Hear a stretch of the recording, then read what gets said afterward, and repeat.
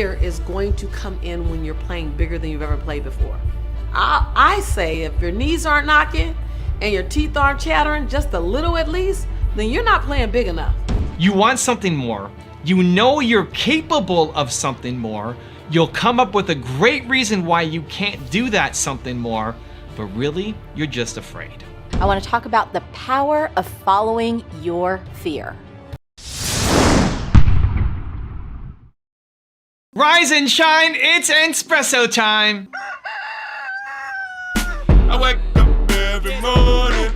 Espresso keep me going. I wake up every morning.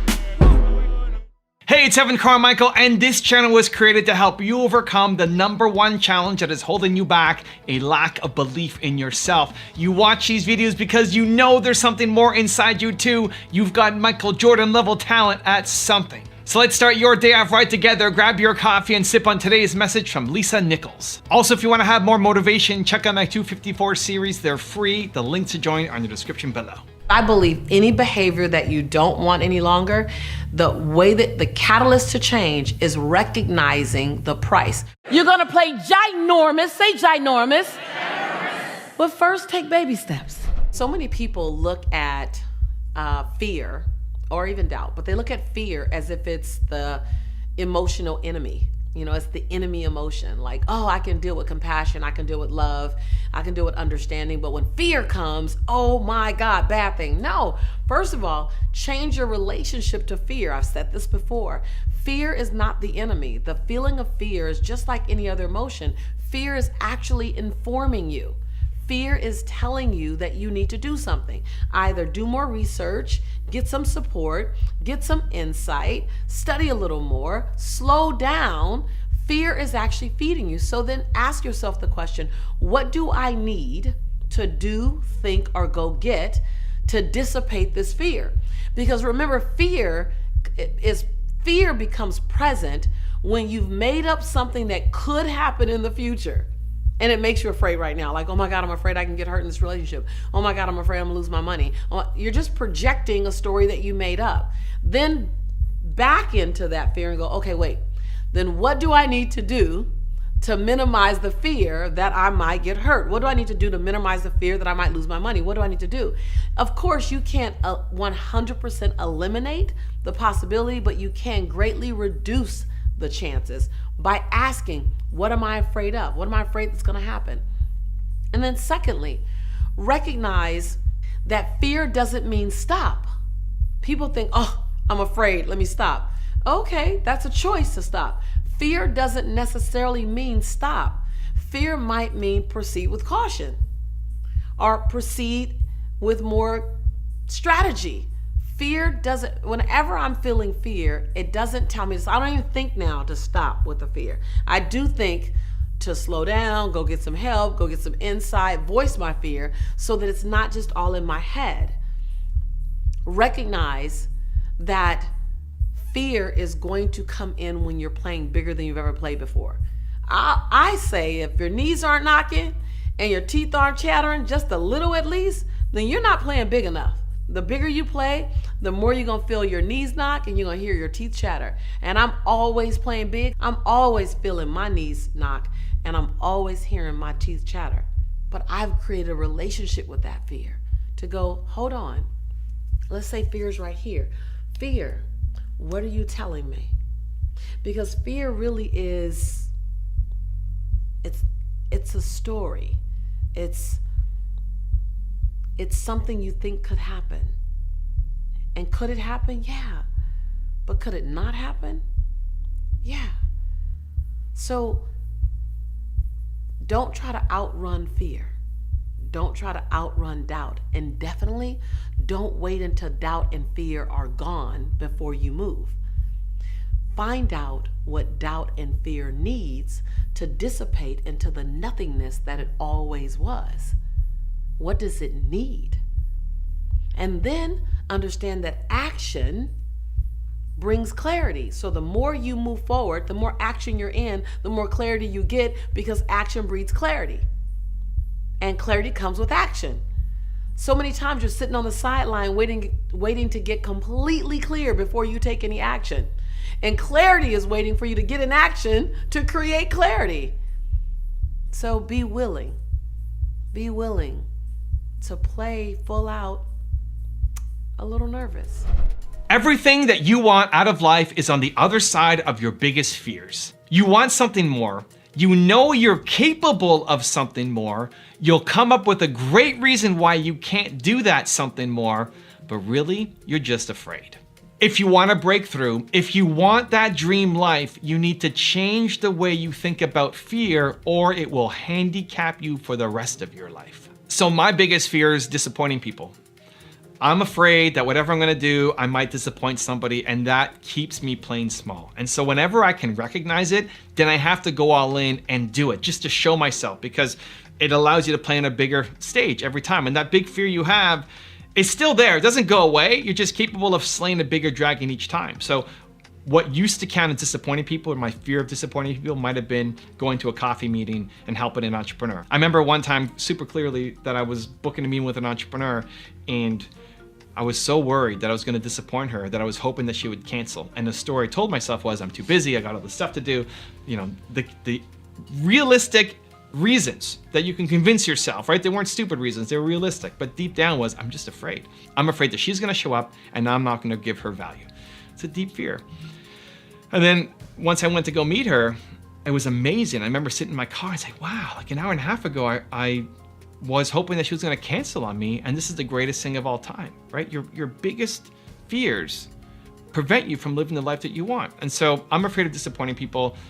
I'm going on my tour starting next year. If you want to join the tour, there's information in the description below. We're hitting 20-something cities over almost 90 days. Come see me on tour. Please don't let me disappoint people. and I'm afraid. I'm afraid I'm going to let people down. I'm afraid nobody's going to show up. We're going to be streaming live on my YouTube channel for the members for 8 to 12 hours a day. I'm afraid nobody's going to be there. It's a constant, every time I'm doing something new and outside my comfort zone, is a constant battle that I might disappoint people. And so because I'm afraid of that thing, now I have to jump in and do it. Most of the time you can't catch it. I think we play small by default. I think your greatest fear owns you and is giving you tons of logical reasons why you can't do that thing. But whenever you catch it, whenever you do actually catch and say, I think this is just my fear talking, that means it's go time. That means you have to do it just to teach yourself that you're able to conquer it and move to a greater level of success. So how do you actually change your relationship with fear? I'm gonna give you a 3-step process that I think will help. Step number 1 is understand that self-confidence comes from doing scary things. Self-confidence, self-love, self-respect comes from doing scary, difficult things. If you're scared of something, right? Your heart's going boom, boom, boom. You're scared of it. You're worried it's not gonna work out. And you catch it. This is the thing. Again, 95% of the time, you'll never catch it. You'll just subconsciously play small. But in the 5% of the time that you actually catch it, if you go off and do it, even if you don't get a result, just trying, just by doing it, you teach yourself that you're awesome. You teach yourself that you don't play small. It's better not to catch it than to catch it and not do it. If you don't catch it, you just keep living life, right? Ignorance is bliss. But when you catch it, it's like, I think I'm just actually afraid of this thing. That's why I'm not following through.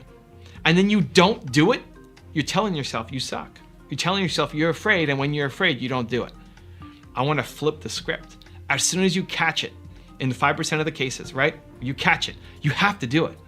You have to do it. You have to just go off and do it, because that way you're telling yourself, I'm amazing. I rock. It may not work out, but I'm crushing this fear. Let's go, right? It's a self-signal for self-respect, self-confidence, self-love, all of it comes from doing scary things. You love scary things. You eat scary things for breakfast, because the opposite of doing scary things is doing things that you know how to do, which means you're bored, you're photocopying your life every day, and that's not the life that you want to live. Step number 2 is trust your bold ideas. When you get an idea, trust that it is the right thing for you. When you're feeling bold, and this doesn't happen every day. We don't wake up and say, oh, I'm amazing, happy Thursday, right? It's not how most people wake up. We're tired, we don't have a lot of energy, we're not feeling bold. But you have moments. You have moments in your life where you feel bold, confident, unstoppable. Maybe it was after a meeting, maybe it was after a video, maybe you got inspired, maybe you're on a walk, a meditation. It doesn't matter. You have moments in your life, you know what I'm talking about. You've had moments in your life where you felt inspired, bold. An idea comes to you, it's like, man, if I could do that, it'd be amazing, right? You know what I'm talking about. And then the next day you wake up, say, I can't do that crazy thing. Who am I? I can't do that. I don't have the XYZ, right? The money, connections, time, resources, blah, blah, blah, blah, blah. I can't do that, right? Trust your bold ideas.